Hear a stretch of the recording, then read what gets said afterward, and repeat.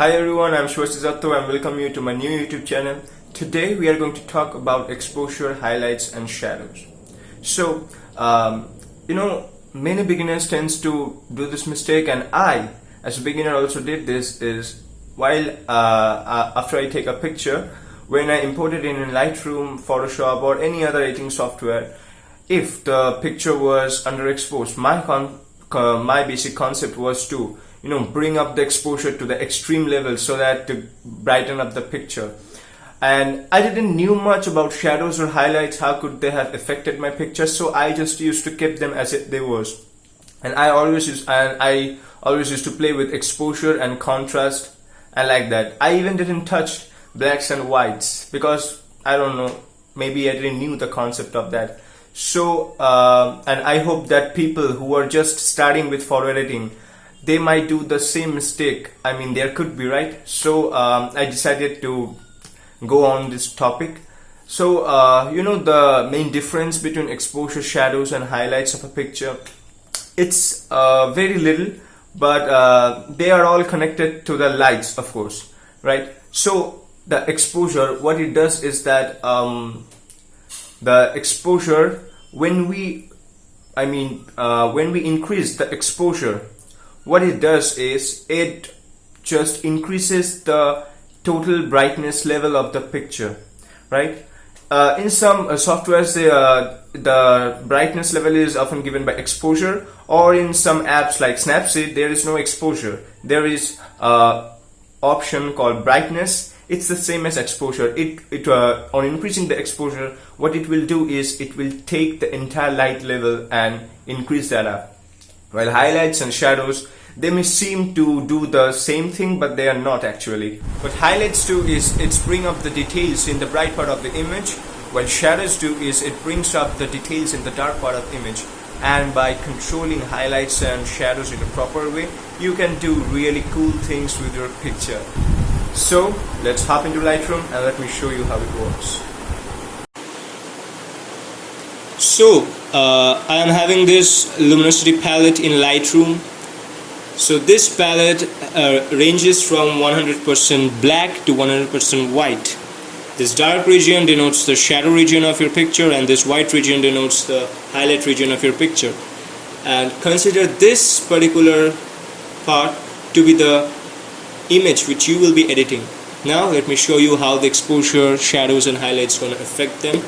So first, exposure. As we increase the exposure, you see the overall light in average will be increased.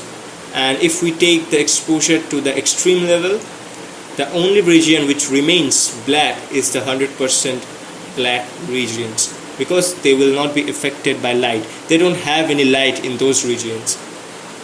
If this is your picture and this is the extreme shadows of your picture, then they will not be affected by the exposure, while the other parts that have light which is less than 100% dark, they will be affected. And as we take down, the opposite happens.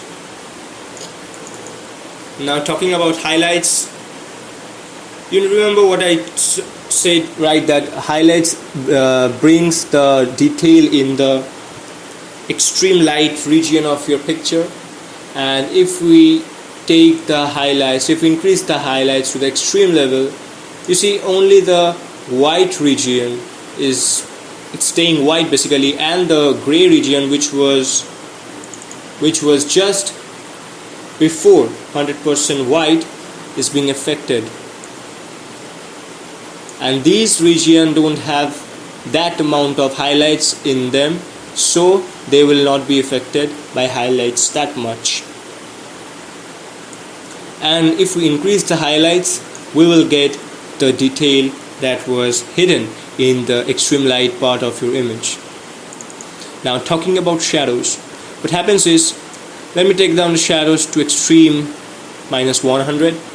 You see how it affected the picture? The dark will get more dark, or the shadow region of the picture will get more dark. And if we increase the highlights, it will get a little affected. I mean, the white region will stay white and all the gray parts you're seeing in this palette, which was just before 100% white, will be affected except the 100% black area. And that's why we sometimes tends to increase the shadows to get more detail in your shadow region of the picture. Alright, and of course you can understand that if we take it down, the dark will get more darker. We don't want that unless extreme cases. So I have this picture over here. The link to this picture is in the description below. So what we're gonna do is, I will just show you how this exposure, highlights and shadows gonna work over here. So go to basic. Okay, so now just see how it works. Let me increase the exposure, and as you see, the luminosity of the picture in average will increase. As we go more, it will increase more, and the only regions which will remain as they are these extreme dark regions of this picture. And when we take it down, only this region which contains the extreme highlights, they will be visible, and the rest will be, as you can see, will be totally black. Now highlights, if we increase the highlights, see how the lighted portion of this picture is increasing, it's getting brighter. This is how it works. And the rest, they are just below that 100% white level, as I have shown you before in that luminosity palette. So they will remain as they are. And decreasing, you see how these regions are getting, they are getting a little hard. So I mean, they contains no detail in that way, so you are seeing in that way. But most of the time we tend to bring the highlights down to get any information if they are present in that highlighted region, right? And lastly, the shadows. On increasing the shadows, you will see that the picture in overall is getting brightened up, but if you focus, then you will see.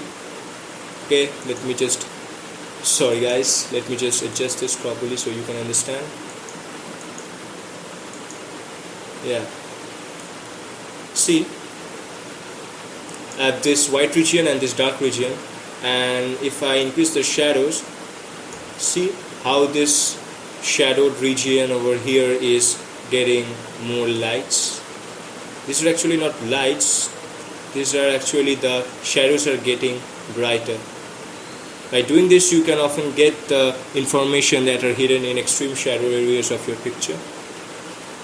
Let me fit it to the screen. Yeah, and you know, as we take the shadows down, the dark region will get more darker, giving it a contrasty look. And on increasing, you will get the detail in the shadow regions as it suggests. So that's all for today, everyone. I hope you have enjoyed my video. If you did, then leave a like, comment and share it with your friends who are beginners in this forwarding process, and consider subscribing because it would mean a world to me. Okay, so see you on my next video. Till then, just keep editing. Peace.